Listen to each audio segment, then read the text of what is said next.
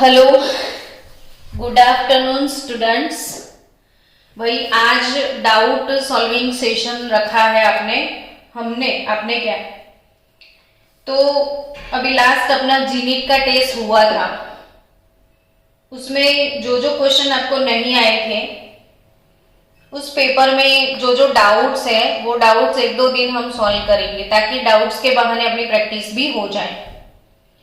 एक क्वेश्चन था कि which one is not element, ये क्वेश्चन डाउट में आया है। Which one is not element, ठीक है, ये डाउट आया ना आपको। तो इसका ऑप्शन था diamond, option B graphite, option C silica और ऑप्शन डी ऑक्सीजन। तो बच्चों इसके लिए ये एक एक्स्ट्रा ऑर्डिनरी क्वेश्चन है हमारे नीट जी का। ये कंसेप्ट बेस्ड क्वेश्चन है कि एलिमेंट हम किसको बोलते हैं, वो आज मैं एक्सप्लेन करूंगी। बच्चों अपने जितने डाउट्स है ना, तो समझो कि 10 डाउट में हमारे 10 वीडियो लग जाए तो भी हमें कोई टेंशन नहीं। जब तक हमारे डाउट सॉल्व नहीं होंगे तब तक हम लेक्चर लेंगे डाउट सॉल्विंग के, ठीक है। लेकिन पूरे डाउट सारे सॉल्व करके रहेंगे। तो एलिमेंट किसको बोलते हैं, तो एलिमेंट का डेफिनेशन है substance which is made of only one type of atom, only one type of atom is called element। समझ गए बच्चों। तो एलिमेंट यानी कोई एक ही टाइप के एटम का बना है। देखो अब ध्यान से कि सपोज मेरे पास ये कॉपर मेटल है, आप वीडियो से फिर देख लेना, लिख लेना बच्चों, अभी सीख लो, वीडियो मिलेगा ना आपको। हाँ, अभी मेरे पास क्या है, कॉपर मेटल। तो कॉपर मेटल के अंदर जितने एटम्स होंगे ना बच्चों, वो सारे किस चीज के एटम होंगे, कॉपर के ही एटम होंगे ना। तो इसे क्या बोलोगे आप, एलिमेंट। तो आप डायमंड के बारे में जानते हो, डायमंड और ग्रेफाइट क्या है, कौन जानता है। तो it is allotropes of carbon. Diamond and graphites are allotropes of carbon. अब आपको दूसरा क्वेश्चन होगा, ये एलोट्रॉप्स क्या होते हैं, है ना। तो एलोट्रॉप्स मतलब जो substance more than one form में अवेलेबल होता है। ये कार्बन है, तो कार्बन बहुत सारे फॉर्म्स में अवेलेबल होता है। कार्बन बहुत सारे फॉर्म, यस। तो कार्बन एज अ डायमंड भी मिलता है, कार्बन एज अ ग्रेफाइट भी मिलता है। यानी डायमंड जो है इसमें सिर्फ और सिर्फ कार्बन ही होते हैं, ऐसे इसका स्ट्रक्चर होता है डायमंड का। ये carbon carbon carbon carbon carbon carbon carbon का पूरा स्ट्रक्चर 3 डायमेंशनल ऐसे, फिर अंदर से भी ऐसे, मतलब पूरा नेटवर्क बनता है बहुत लंबा। बट ओनली इसमें कार्बन के अलावा और कुछ नहीं होता है। हर जगह क्या होता है, सिर्फ और सिर्फ कार्बन ही होता है। समझ गए। वैसे ही ग्रेफाइट, तो उसमें ऐसा हेक्सागोनल स्ट्रक्चर होगा।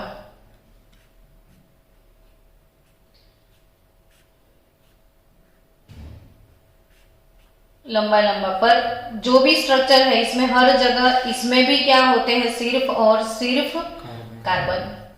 तो कार्बन डायमंड फॉर्म में भी अवेलेबल है, कार्बन ग्रेफाइट फॉर्म में भी अवेलेबल है, और ये नेचुरली अवेलेबल है। और इसका तीसरा एलोट्रॉप है ना, वो हमने बनाया है।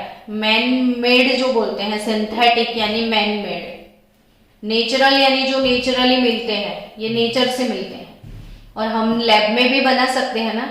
तो इसका तीसरा एलोट्रोप जो है ना, वो हमने लैब में बनाया है, जिसे हम बोलते हैं फुलरीन्स। क्या बोलते हैं? तो कार्बन को कितने एलोट्रोप्स हैं? 3, डायमंड, ग्रेफाइट और फुलरीन्स। और फुलरीन में C60 और C70 जितने कार्बन होते हैं, C350 भी होते हैं, बहुत सारे कार्बन के फुलरीन्स बनते हैं। C2N इसका जनरल फॉर्मूला है।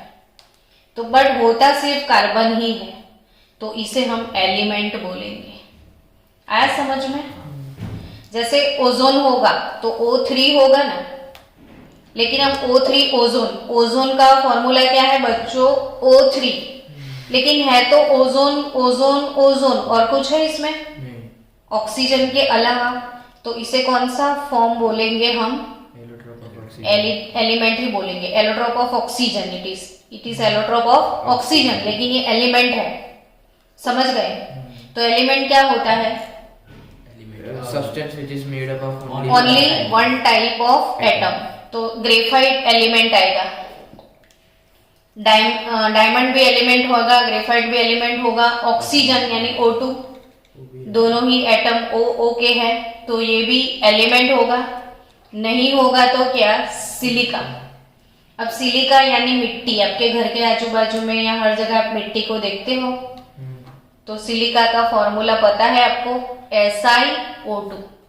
अब अपने सभी बच्चों को सिलिका क्या है वो पता होना चाहिए। हम फाउंडेशन में वही चीजें तो पढ़ते हैं जो हमें हमारे नॉलेज में होनी चाहिए, तो ये आपके नॉलेज में रख लो। सिलिका क्या सिखाया मैंने? सिलिका का फॉर्मूला क्या है? SiO2। ठीक है, तो इसमें आप समझ गए ना, सिलिकॉन के एटम है ना। Si मीन्स क्या? सिलिकॉन। Si मीन्स क्या? Si मीन्स सिलिकॉन, ठीक है। और O मीन्स ऑक्सीजन। तो इसमें 2 टाइप के एटम है ना, तो इसलिए ये एलिमेंट नहीं है, ये कंपाउंड है। ये क्या है? कंपाउंड। तो कंपाउंड क्या होते हैं? जो मोर देन 1 एटम से बनते हैं, जो more than 1 type of atom से। Yes, more than 1 type of atom. जैसे कार्बन है, फिर ऑक्सीजन है, तो इसमें 2 टाइप के एटम है, तो ये कंपाउंड है। ठीक है ना? तो कंपाउंड क्या होता है? मोर than 1 type of atom is called compound, और ओनली 1 टाइप ऑफ एटम होते हैं तो इसे बोलते हैं एलिमेंट। चलो, आपका एक डाउट सॉल्व हो गया। दूसरा डाउट बोलो। थर्ड वाला तो डाउट लिख भी देंगे। The mass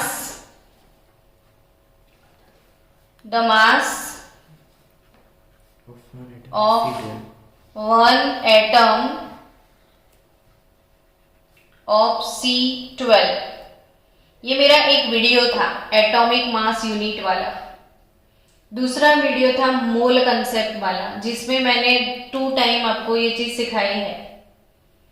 mass of 1 atom of C12 ये नहीं कर पाए ना आप सॉल्व, और मैंने आपको फर्स्ट दिन जब आप नहीं आए थे मोल कंसेप्ट करवाया था, तब मैंने आपको ये करवाया था। एनीवन ग्रुप में कोई है जिसको ये आता है?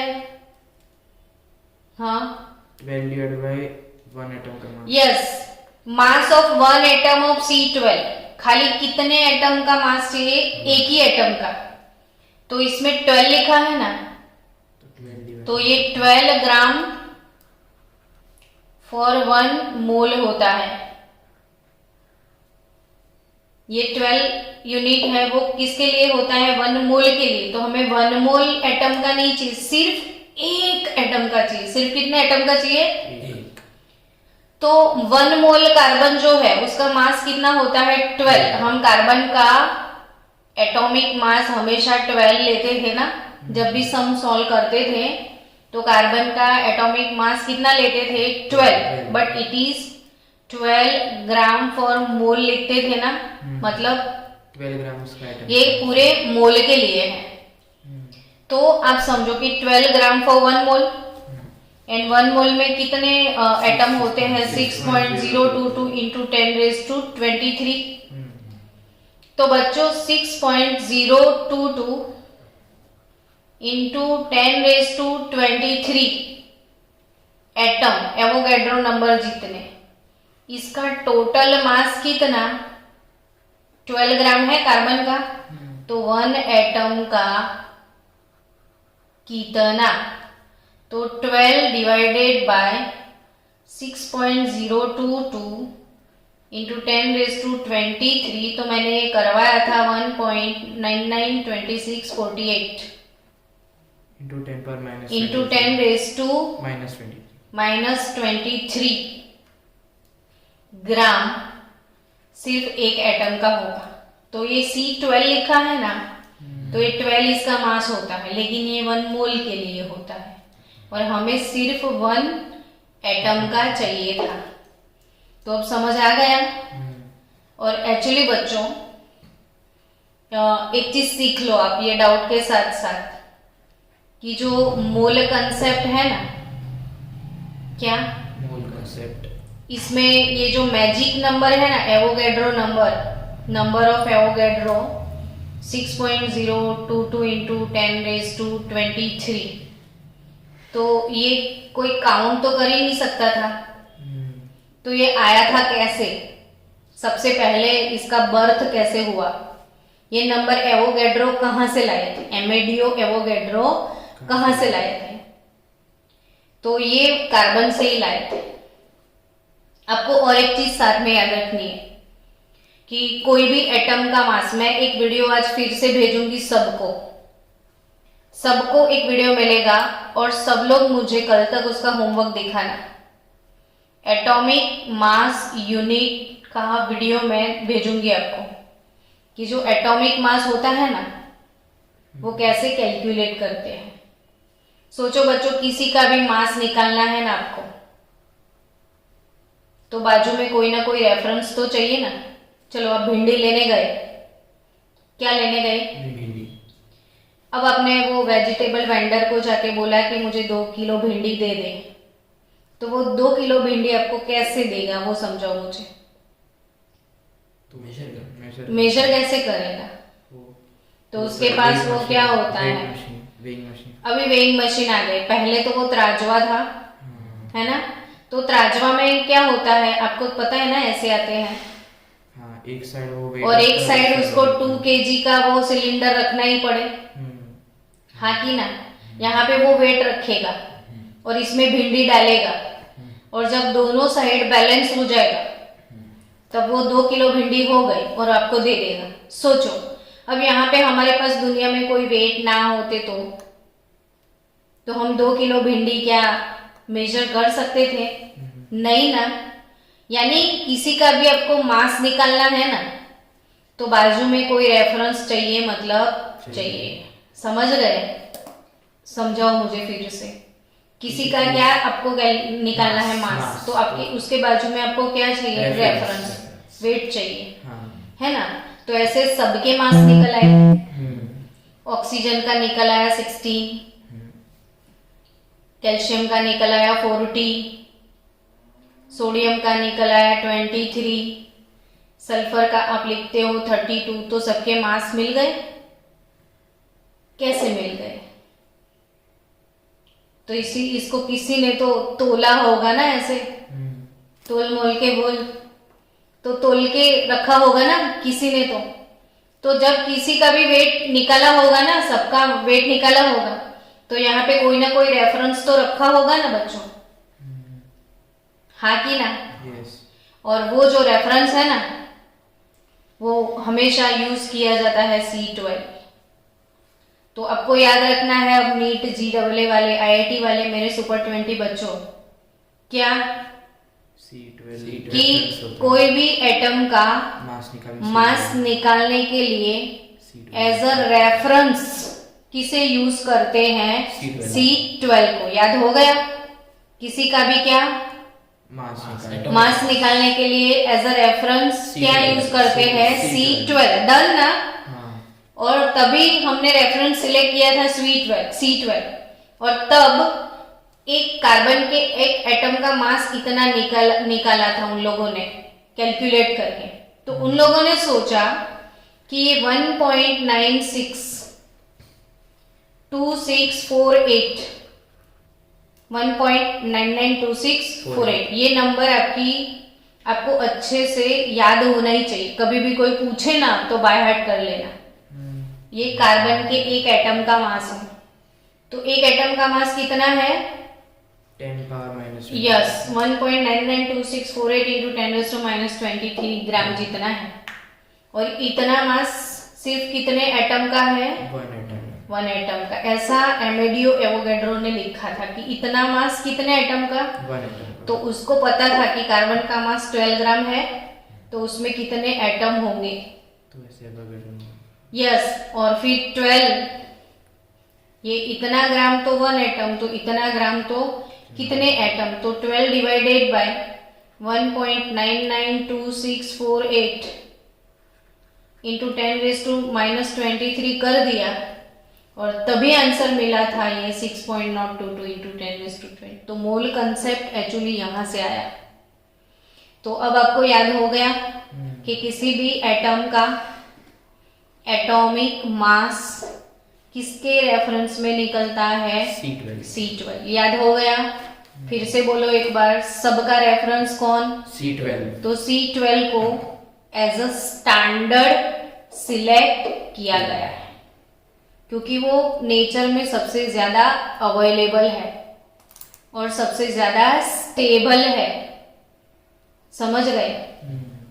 चलो और कोई डाउट है इसमें? और डाउट नंबर बताओ। जीत ये वीडियो कंटिन्यू है वो देख लेना ना जरा खड़े होके। डाउट नंबर बोलो फटाफट से। हाँ कंटिन्यू है। सबको डाउट बोलो ना बच्चों।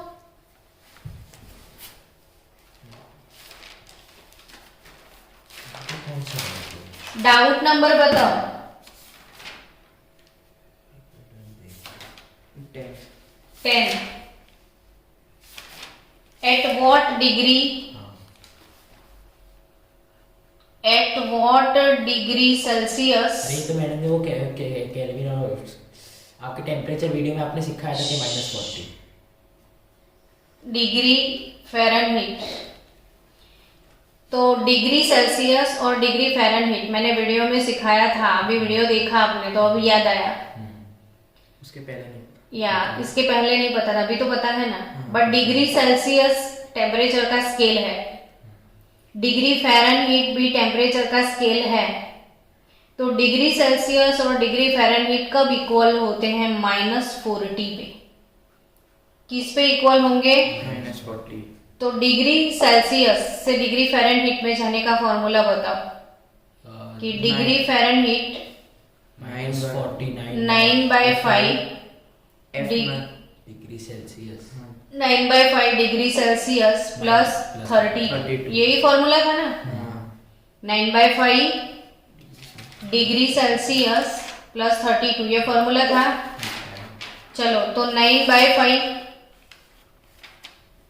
डिग्री सेल्सियस यानी -40 डिग्री में रख दूं प्लस 32 तो 8 यानी -72 प्लस 32 तो कितना हुआ? -40 डिग्री फ़ारेनहीट। तो -40 degree Celsius is equal to -40 degree Fahrenheit. तो कौन से टेम्परेचर पे डिग्री सेल्सियस और डिग्री फ़ारेनहीट सेम हो जाते हैं? -40 पे। ठीक है, चलो जल्दी जल्दी डाउट बताओ, जो भी डाउट है। हार्दिक तेरे डाउट बोलना भाई, मैं 10-10 बार पूछ रही हूँ, ये वीडियो में भी अच्छा नहीं लगता इतनी बार पूछना।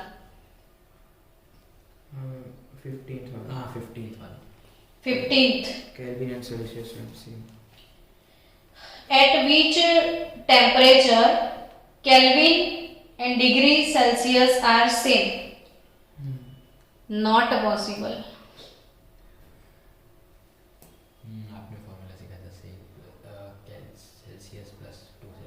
वो भी नहीं आ रहा। और मैम ये यूरिया का फॉर्मूला आपने कभी बताया ही नहीं है, तो मैम मेरे को तो पता ही नहीं चला यूरिया का फॉर्मूला क्या है। यूरिया का फॉर्मूला बहुत बार बताया है मोलर मास में भी, मैंने बोला था, आप याद रखना। यूरिया का फॉर्मूला NH2CO लिख दो। यूरिया का फॉर्मूला क्या है? NH2CO।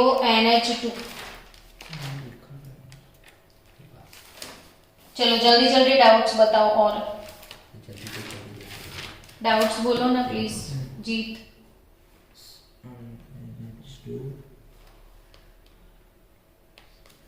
28th वाला 28 नंबर वाला क्वेश्चन है। द टोटल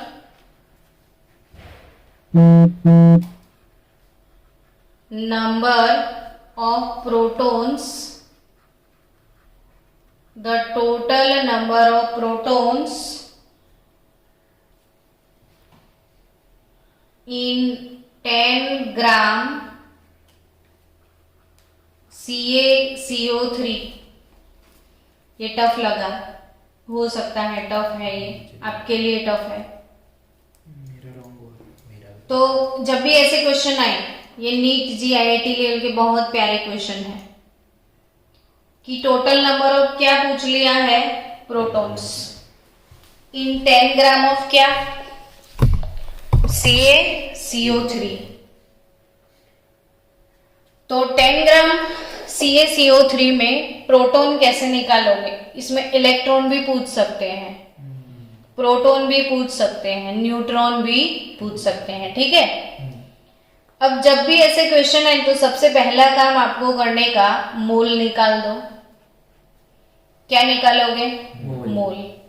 तो मोल निकालने का फॉर्मूला क्या है? Weight upon molar mass. Weight upon molar mass.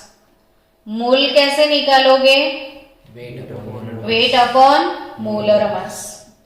चलो, तो इसके पास वेट कितना है? गिवन वेट 10 ग्राम है ना। हम आराम से सिखाएंगे, कोई जल्दी नहीं है। The total number of protons in 10 gram CaCO3। तो हमें क्या निकालना है? मोल।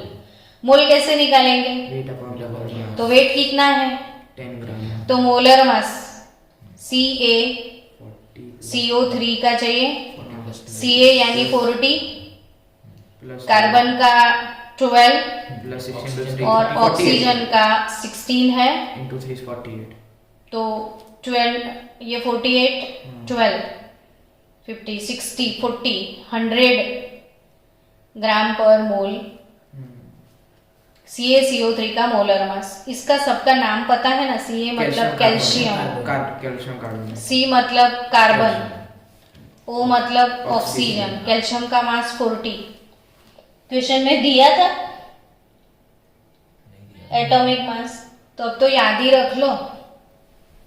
अब पेपर होगा ना तो मैं ध्यान रखूंगी। तो कैल्शियम का एटॉमिक मास 40, कार्बन का 12 और ऑक्सीजन का ये, तो कितना हुआ? 100 ग्राम पर मोल। तो इधर मैंने लिख दिया 100, तो 1/10, ये 0.1 मोल आ गया। क्या आया? 0.1 मोल, ठीक है। तो ये total number of proton in 10 gram CaCO3 1.1 मोल आ गया। अब हमें क्या कैलकुलेट करना है? प्रोटॉन। चलो, तो प्रोटॉन कैसे पता चलेगा? तो कैल्शियम, कार्बन और क्या है? ऑक्सीजन। इसमें कैल्शियम है, कार्बन है और क्या है? ऑक्सीजन है। मुझे ये बताओ ना बच्चों कि ये जो कैल्शियम है ना, इसका नंबर कौन सा है? एटॉमिक नंबर नहीं पता है ना किसी को? तो अब कल हमारा लेक्चर होगा ना, तो हम कल 1 to 30 तक एलिमेंट्स प्रिपेयर करेंगे। कल के लेक्चर में क्या करेंगे? 1 to 30 एलिमेंट्स प्रिपेयर करेंगे, ठीक है। ये कैल्शियम, तो कैल्शियम का एटॉमिक नंबर है 20, कार्बन का एटॉमिक नंबर 6 और ऑक्सीजन का एटॉमिक नंबर है 8। एटॉमिक नंबर तो सबको पता है ना, पीरियोडिक टेबल में में। कौन से नंबर पे होता है? हाँ, तो अब ऐसा करेंगे कल से हम लोग, अभी फाउंडेशन के जो लेक्चर है ना वहीं अभी ब्रेक करेंगे और दूसरे फाउंडेशन लेक्चर चालू करेंगे कल से, जिसमें हम पीरियोडिक टेबल करेंगे। क्या सीखेंगे? Periodic table. यस, तो आपको 2 दिन पीरियोडिक टेबल करवाएंगे ना तो मजा आ जाएगा। तो पीरियोडिक टेबल कर लेंगे, फिर वापिस इसमें आएंगे। तो ये CA20 है, कार्बन का नंबर 6 है, ऑक्सीजन का नंबर 8 तो ये एटॉमिक नंबर जो होता है ना, क्या? Atomic number.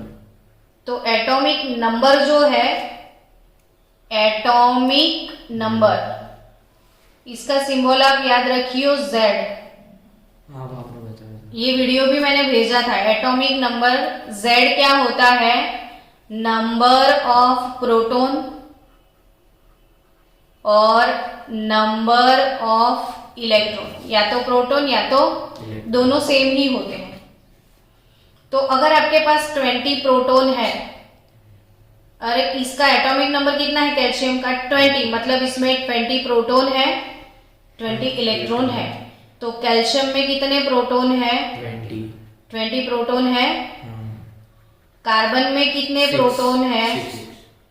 6 प्रोटॉन है।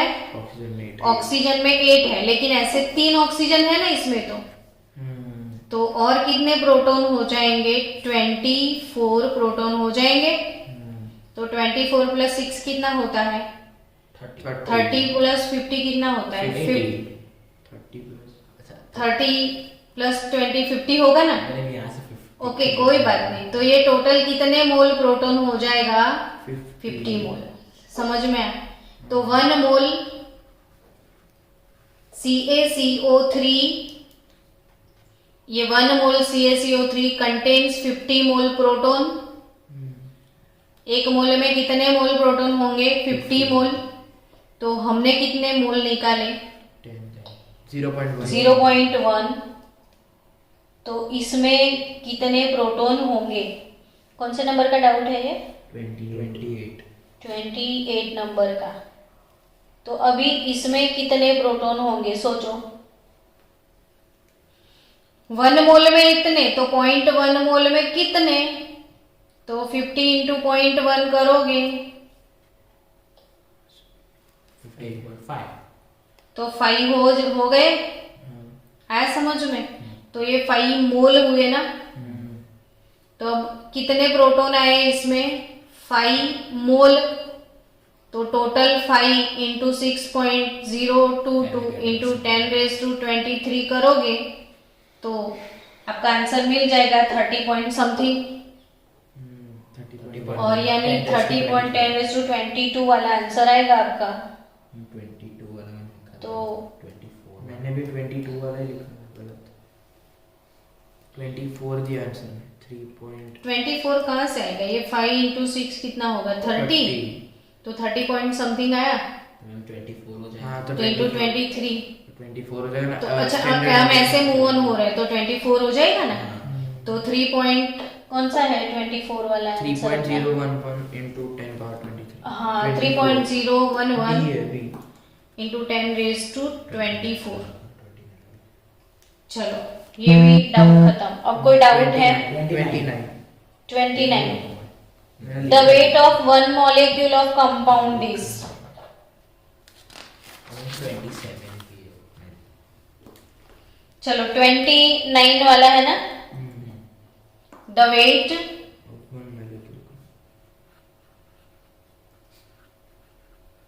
of one molecule, ऐसा है? The weight of one molecule of the compound C60H122। C60 और H122, इसके एक मॉलिक्यूल का वेट कितना है वो निकालना है आपको। तो इसका मोलर मास निकाल दो पहले। क्या निकालो? Molar mass. तो 60, कार्बन का कितना? 12 180 है। और 122 हाइड्रोजन का 1। तो ये 720 और ये 122। तो 2 ये 4 और ये 842 ग्राम पर मोल इसका मोलर मास आया। ये ग्राम पर मोल है ना, एक मोल में कितने मॉलिक्यूल होते हैं? 6.02 इंटू 10⁻23 मॉलिक्यूल होते हैं एक मोल में, यानी एक मोल यानी 842 ग्राम हुआ। तो इतने मॉलिक्यूल का वेट की तरह 842 तो एक मॉलिक्यूल का कितना? 842 तो 842 डिवाइडेड बाय 6.022 इंटू 10⁻23 तो कितना आंसर आया? 1.4 into 10 raised to minus 20 1.4 into 10 raised to minus 21 -21 ग्राम ग्राम पर मोल। ठीक है, चलो अभी कोई डाउट है? 27 27 वाला। फिर मेरा 34 and What is the volume of 1 gram hydrogen gas at STP? What is the volume of 1 gram hydrogen at STP?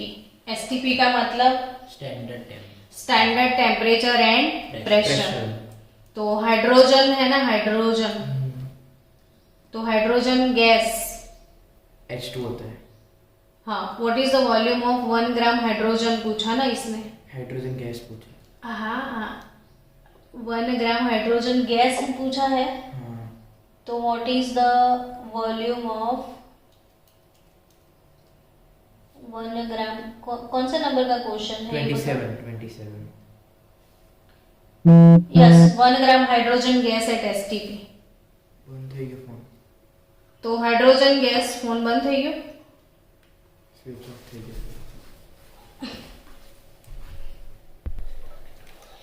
चलो, क्या क्वेश्चन है? What is the volume of 1 gram hydrogen gas at STP? बच्चों, hydrogen gas यानी H2 gas. तो H2 gas आपने कितना लिया? 1 मोल लिया। अगर आप 1 मोल हाइड्रोजन गैस लेते हो तो STP 1 मोल कितना लीटर होता है? 22 है ना, 1 मोल हमेशा कितना लीटर होता है? 22.4। यस, तो 1 मोल होता है 22.4 लीटर। अब हाइड्रोजन गैस का मास निकालो तो 2 इंटू एच यानी 2 ग्राम होगा। तो 2 ग्राम हाइड्रोजन गैस, उसका वॉल्यूम कितना लीटर? 22.4 लीटर। तो 1 ग्राम हाइड्रोजन का वॉल्यूम कितना? 22.4 तो 11.2 लीटर। हाँ, मेरा भी राइट है। तो आ गया ना समझ में? हाँ, चलो, अब डाउट है? हाँ, कौन? 34 1 मोल CO2। तो 1 मोल CO2 में तो कितने मॉलिक्यूल होंगे? तो 6.022 इंटू 10⁻23 कार्बन के एटम होंगे और ऑक्सीजन के उससे डबल। गलत हो गया। हाँ, तो क्लियर? तो चलो बच्चों, अब डाउट सॉल्व। वीक है लास्ट। हाँ, 36 वाला। 36 वाला। 13.8 gram element consist these atoms. What is the atomic mass of element? मस्त क्वेश्चन है। चलो ये डाउट खत्म कर लेते हैं। बोलो क्या है डाउट? 36 नहीं, क्वेश्चन बोलो ना। 13.8 gram element 13.8 gram element consist of consist of 4.6 into 4.6 into 10 power 22 10 power 22 atoms. atoms. What is atomic mass of element? तो what is atomic mass? Very nice question. What is atomic mass? बच्चों, जो atomic mass होता है ना, इसमें 1 मोल होते हैं हमेशा, एटॉमिक मास कितने मोल का होता है? 1 मोल। और 1 मोल में कितने एटम होते हैं? 6.0 Yes. तो ये 4.6 इंटू 10⁻22 एटम है इसके। कितने एटम है? 4.6 है ना? और उसका मास कितना है? 13.8 ग्राम। इतने एटम का मास इतना आया समझ में? इतने एटम का मास इतना, तो 6.022 10⁻23 एटम उसका मास कितना? डन। तो 13.8 into 6.022 into 10⁻23 divide by 4.6 into 10⁻22। Answer निकालो चलो।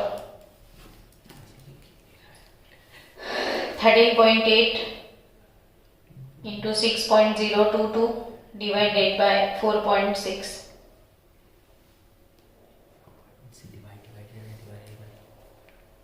divided by 4.26 18.066 कौन से नंबर का डाउट है? 36 क्या आंसर आया आपका? 18.066 18.066 18.066 ऐसा है ना?